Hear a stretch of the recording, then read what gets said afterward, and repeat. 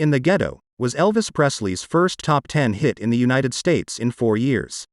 In 1969, it reached number 3 on the music charts. The song was written by singer-songwriter Mac Davis, and it has a thought-provoking message that still rings true today. But what inspired Davis to write it? And why did Presley's manager not want him to record the song? In this video we will consider the real story of the song, In the Ghetto, by Elvis Presley. Songs are like timestamps through your journey in life.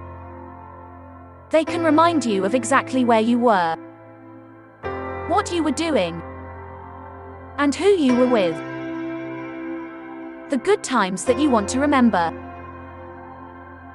and the bad ones you'd rather forget. But every song has its own unique story that inspired the songwriter and moved him to share their experience with us.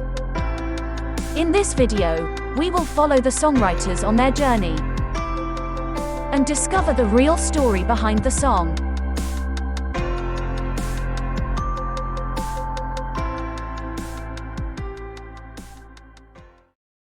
In the Ghetto was Elvis Presley's first top 10 hit in the United States in 4 years. It peaked at number 3 on the music charts and spent 5 weeks in the top 10. It was number 1 on Cashbox magazine's list of the top 100 best-selling singles. The song was a major comeback hit for Presley. The music industry had changed by the late 60s. Pop music was now the big thing. Radio stations had been moving away from the old rock and roll music Presley was known for. In the Ghetto allowed him to update his sound and helped revive his career. The song was written by actor and country singer-songwriter Mac Davis. He was best known for his 1972 number 1 crossover hit, Baby Don't Get Hooked on Me. But in 1969, Davis had just written a song describing the life of a young fatherless boy who grows up poor in the ghetto and turns to a life of crime.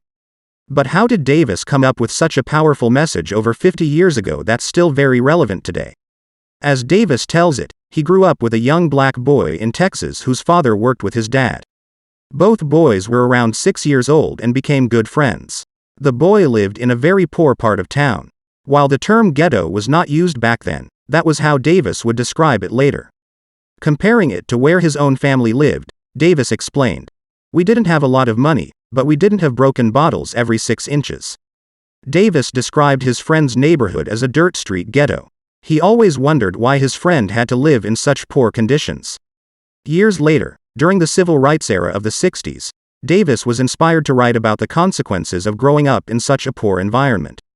He said, "I'd always wanted to write a song about it, where a kid is born, he doesn't have a male parent, and falls into the wrong people and dies just as another kid comes along and replaces him. It's just a vicious circle." Davis said that he wanted to name the song The Vicious Circle, but there was no word to rhyme with circle. The word, ghetto, became popular in the late 60s to describe the parts of town where poor people lived and couldn't get out. As everyone else escaped to the suburbs, these ghettos became a breeding ground for violent crimes. He came up with the melody after a friend had asked him to listen to a few notes on his guitar, known as licks. That friend was Freddie Weller, who used to play guitar for Paul Revere and the Raiders. After Davis heard the lick, he started singing the phrase, "In the ghetto," to himself. He later went home and finished writing the song around 2 in the morning. He then called Weller and sang his new song to him. The call didn't go as expected. According to Davis, there was a long silence, and he said some foul cuss word and hung up on me. Davis went on to name the song, In the Ghetto, The Vicious Circle. But RCA Records preferred to simply use the title, In the Ghetto. Once they got Davis to approve, the name was changed and they presented it to Elvis along with 18 other songs. Elvis had asked Davis to send him some songs for his new album, From Elvis in Memphis. Normally, Elvis had avoided recording songs with political messages. This was based on advice from his famous manager, Colonel Tom Parker. Parker felt that songs with a political message were too divisive. It forces you to take sides, which results in the other side being offended. He felt that the song, In the Ghetto, was just too controversial. But Elvis disagreed and the song was added to the album. Then there was a debate over releasing In the Ghetto as a single. Both RCA and Colonel Parker had concerns and advised against it. But Elvis felt this song was different. He really liked the message, so they agreed to do it. So with a very passionate voice, Elvis sings of a cold, snowy Chicago morning where a child is born to a poor family. But instead of joy, it's a sad day for the mother as she already has more children than she can feed. As Elvis sings, he pleads with us, his listeners. He warns that, if we simply ignore the problem, it will never go away. Unless someone gets involved early in the child's life, he becomes an angry young man doomed to failure. But as the song implies, we go on with our lives as the young boy grows up hungry and angry. He turns to the streets where he learns nothing but trouble. Eventually, he purchases a gun and steals a car. At this point, he is now being pursued by the police.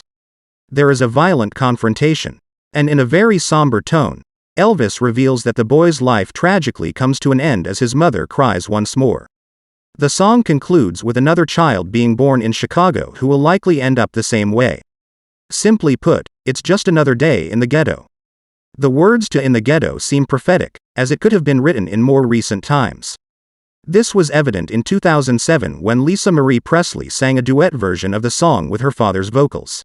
Even now, over 50 years after the original version was released, it still accurately describes life in some of the country's most violent cities. The song "In the Ghetto" gave Elvis just what he needed. A career boost that would take him out of the 50s era and into the new sound of the current decade. Fans who weren't even born when he first came on the scene were now buying his music. He soon followed with "Suspicious Minds," which was his first #1 hit in 7 years. Elvis was back in business. It all started with a song written by Mac Davis called "In the Ghetto." But it was the voice of Elvis Presley that really brought it to life. And it took his career to a new level. If you enjoyed this video, please hit the thumbs up button and share the link with your friends. And be sure to subscribe to this channel for updates.